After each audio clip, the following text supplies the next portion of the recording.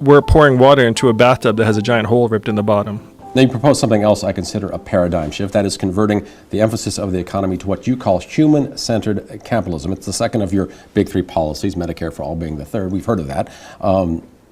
You say the emphasis right now on corporate profits isn't working. Human-centered capitalism focuses on three primary principles. One, people are more important than money. Two, a dollar is not the economic unit. People are in that case. Three, markets exist to serve the common goals and values of society. This is now getting into, I guess, economic theory. I don't know if I particularly get it, and maybe a lot of people watching at home don't get it. So how would you like this to change? How would this change daily life, I guess, as we know it?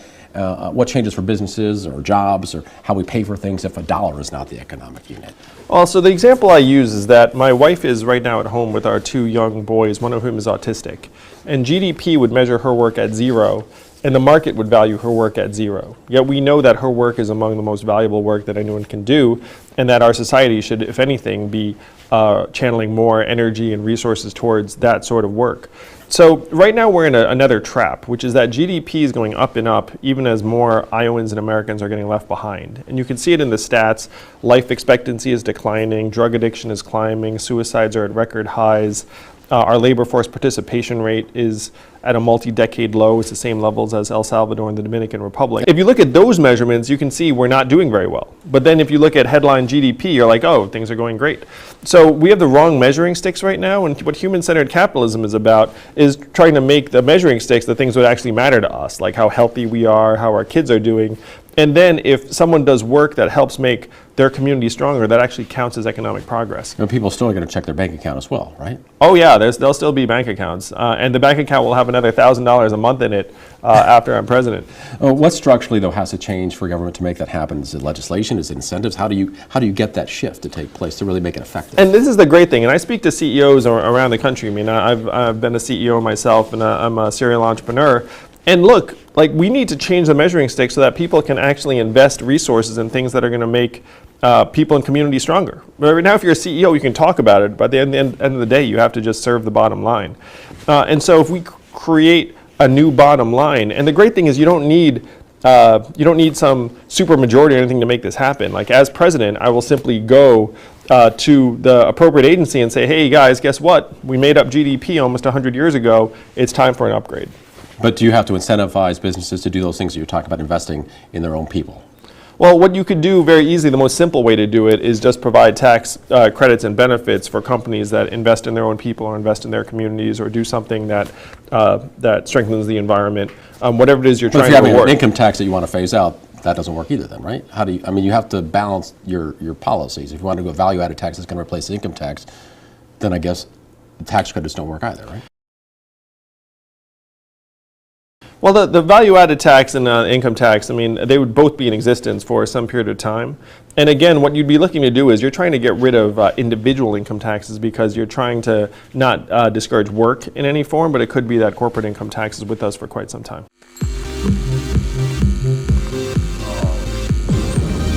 Going to switch topics here. You propose something called a local journalism fund. It would establish $1 billion doled out by the FCC to help local newspapers and websites operate, certainly as the economy is changing for them.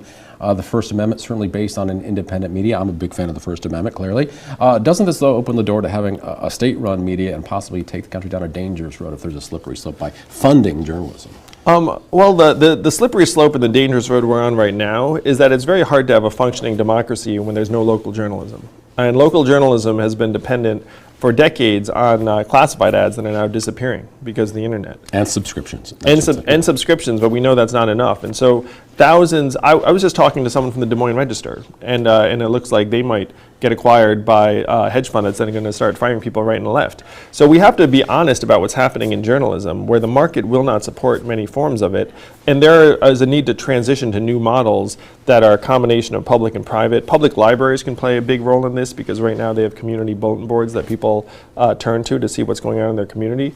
But if we want to have a functioning democracy, we need to have functioning journalism, and having the government help communities transition to a more sustainable model is a fantastic way to do that. But I guess the risk is that people don't want the media to be answering to government, and when you have the government paying for it, that's where you might have that tricky relationship. You understand, right? Oh, I understand the principle, but I just think that fear is very, very unfounded. Whereas, as president, let's say I'm the president, I say, hey guys, local journalism fund, FEC, and the FEC simply just makes matching grants to places here in Iowa that are trying to establish sustainable journalism. And it's not like the FEC is going to be like, oh, what did you say about this and that? Like, it doesn't have that kind of discretion or authority. Well, who knows what the Democrats and Republicans in Congress would have to say when that money gets doled out. Foreign policy, that's an area where your opponents might say you lack the political chops. The United States involvement in Afghanistan now more than 15 years long, Iraq almost as long. How do you approach that?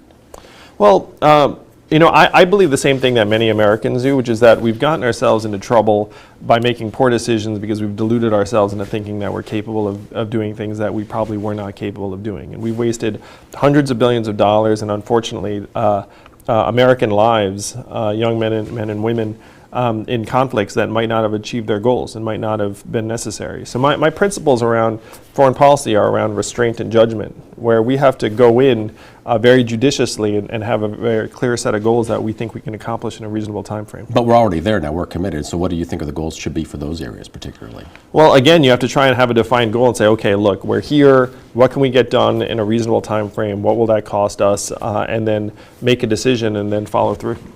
What about Syria? I guess you tout being part of the Obama administration. I know that as an ambassador to entrepreneurship. Yes. But he notoriously drew that symbolic red line about chemical weapons being used to prompt American intervention. That didn't happen. Now President Trump wants to withdraw American troops from Syria. Democrats don't want more military involvement basically in the Middle East generally. So what should the United States do? I think that Donald Trump's unilateral, hasty withdrawal from Syria was not very well done, ended up pulling the rug out from some of our partners and allies there. But I do think extricating ourselves from that situation is something that what we need to do, and we do need to try and empower the governments there and also our allies to be able to pick up where we leave off in that region, in that country. Are we ceding power to Russia in control of the Middle East at that point? Well, I think what gets America into trouble is when you start seeing everything as a zero-sum game, where it's like, oh, if we do something else, then like someone else wins. That's the kind of out-of-date thinking that gets us into some of these situations in the first place.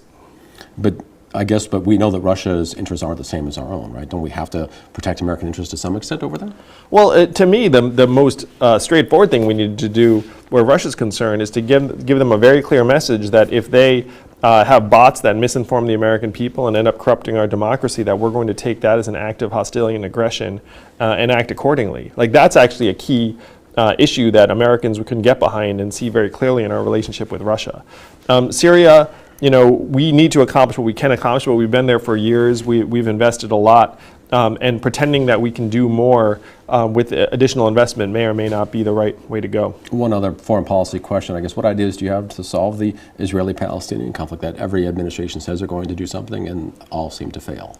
Well, again, this is a situation where some of our best intentions may or may not have the best results. And so the goal should be to try and empower partners in that region to try and help resolve a situation that's been with us for decades. And there are no magic bullets in these situations. It's not like if you come in with a particular clever policy, you can resolve a situation that's been in place for decades. Do you think it's something that the United States should ignore and just let the parties figure out itself? Does the United States have a role in trying to make that work? That's something that we have to determine, but I think America, again, should not take all these responsibilities onto itself. And we have big problems here at home. We're falling apart at home. We're disintegrating. Our life expectancy has declined for the last 3 years because of a surge in suicides and drug addiction. And it's going to be very difficult for us to accomplish foreign policy goals if we're not strong here. So job one as president is to make us stronger at home so we can do more. And we couldn't squeeze all of our conversation into this program. How will you protect your personal data from online threats? What role he thinks the government should play? You can find that. So universal basic income. My initial knee-jerk reaction was, get the fuck out of here. I'm immensely grateful to everyone who's gotten this campaign to this point, and you haven't seen nothing yet. We're going to go very, very far together.